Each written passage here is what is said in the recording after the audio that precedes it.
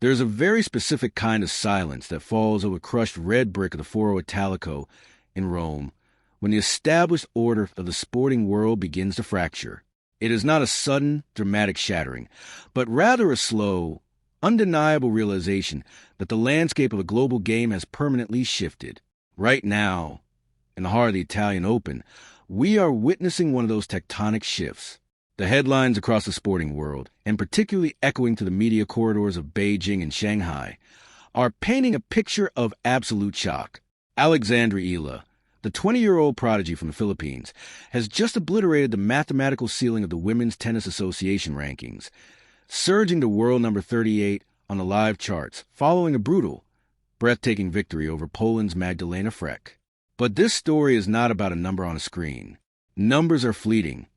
They are the consequence of a moment. This story is about the implication of that number and the monumental collision course it has set up in the round of 64. Awaits her in the second round is a familiar silhouette, a formidable wall of power and precision. China's Wang Xinyu. This is not just a tennis match. This is a rematch of a grueling January war. It is a clash of two entirely different developmental philosophies, two contrasting geopolitical sporting giants, and two young women fighting for the absolute supremacy of the Asian tennis hierarchy. To understand why all of China is seemingly holding its breath right now, you have to look beyond the baseline and into the architecture of expectation. For the last decade, the Chinese tennis machine has been designed to dominate. It is a system built on vast infrastructure, state-of-the-art academies, and a relentless pursuit of the next Grand Slam champion. Wang Xinyu, currently sitting comfortably at number 33 in the world, is a pristine, powerful product of that exact system. She is supposed to be here. She is supposed to be waiting with a first-round bye, rested and ready to dispatch challengers. Alexandra Eala, conversely, is an anomaly. She is an outlier of the highest magnitude, coming from a nation of over 100 million people where basketball and boxing consume the cultural oxygen. Eala had to leave her home, her family, and her comfort zone to forge her game on the isolated courts of the Rafa Nadal Academy in Spain. She was not produced by a localized, massive machine. She was meticulously handcrafted in exile, and that is exactly why her ascent to number 38 is sending shockwaves through the established powers of the East. It proves that the monopoly on Asian tennis excellence is breaking. But here is the open loop that we must unpack, the mystery that hangs heavily over the clay courts of Rome today. What exactly broke inside Alexandra Eala in Auckland this past January, and how did she use those fractured pieces to build the lethal competitor we see today?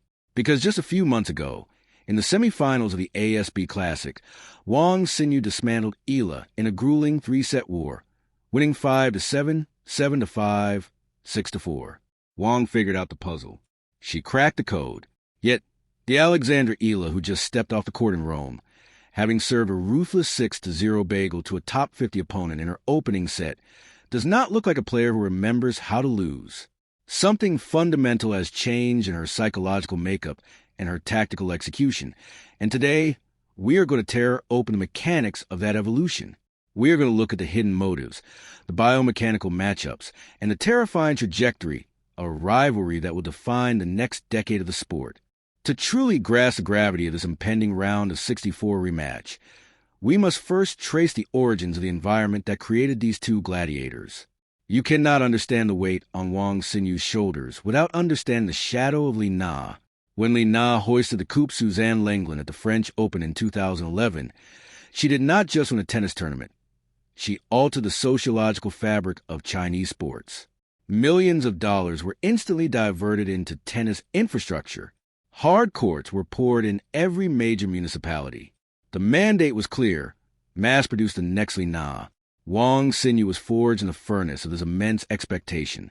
Standing at nearly 6 feet tall, she possesses a game built for modern, aggressive baseline warfare. Her kinetic chain is a marvel of efficiency.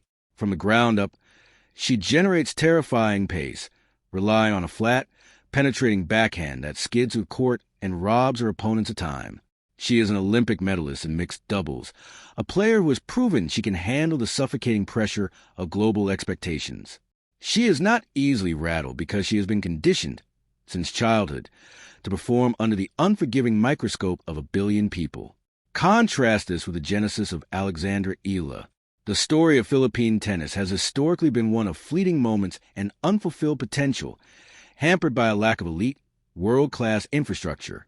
Eala's journey to world number 38 is a testament to radical, singular sacrifice. Leaving the Philippines from Mallorca, Spain, she submitted herself to the grueling, clay court philosophy of Rafael Nadal. She was taught to suffer. She was taught that every single point is a microscopic war of attrition. As a left-hander, Eala possesses a distinct mathematical advantage. Her forehand is not just a shot. It is a weapon of geometrical disruption. Sculpted on a European dirt, her forehand generates immense revolutions per minute, creating a heavy, leaping ball that forces right-handed opponents to hit high-contact backhands, the most uncomfortable shot in tennis.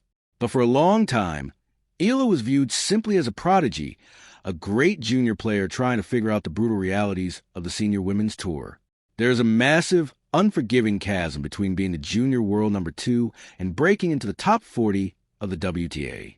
Many players fall into that abyss and never climb out. Eala is not only climbing out, she is sprinting toward the summit. Why is this specific ranking milestone, this jump to number 38, causing such a visceral reaction? It is because professional tennis is a game of psychological thresholds. Earlier in 2026, Eala briefly touched number 29, cementing herself as the highest-ranked Filipino player in the history of the WTA. But the true test of a champion is not how high they peak. It is how they respond when gravity pulls them back down. Eala experienced the inevitable dip. The tour adjusted to her. Opponents began dissecting her tape, finding the fractional weaknesses in her second serve, targeting her movement out wide on the forehand side. She slid back down the rankings, settling into the early 40s. This is the exact moment where the pretenders fade and the legends dig in. Eala's victory in the first round of the Italian Open was a masterclass in resilience and tactical evolution. Let us execute a micro deep dive into that match against Magdalena Frech. The scoreboard read 6-0, 3-6, 6-4. That scoreline is a perfect, compressed narrative of Eala's current mental state. The first set, a 6-0 bagel against a seasoned professional ranked in the top 45, was a display of absolute, unyielding terror. Eala did not just hit through Frech. She suffocated her. She utilized the heavy, wet conditions of the Roman clay to pin the Polish player deep behind the baseline, taking the ball agonizingly early and stepping inside the court to dictate the tempo. It was a flawless execution of aggressive clay court geometry.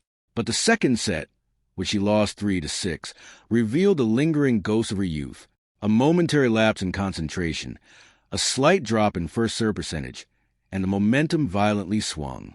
In years past, a young Eala might have crumbled here. The frustration would have manifested in unforced errors and rushed decisions. This brings us to the crucial third set. The 6-4 decider was not won with spectacular winners. It was won with grit. It was won by a player who accepted that she was going to have to suffer, who embraced the grueling rallies, and who absolutely refused to yield. That is the mentality of a top 40 player. That is the mentality of a woman who is ready to exact revenge. However, as journalists seeking the unvarnished truth, we must strip away the romanticism and examine the cold, brutal realities of this matchup. Let us play the devil's advocate. Is the hype surrounding Eala's surge blinding us to the tactical reality of Wang Xinyu? If you are in Wang Xinyu's coaching box right now, you are not panicked. You are analytical. You look at the draw, and you see a massive advantage. Wang entered Rome as a 31st seed.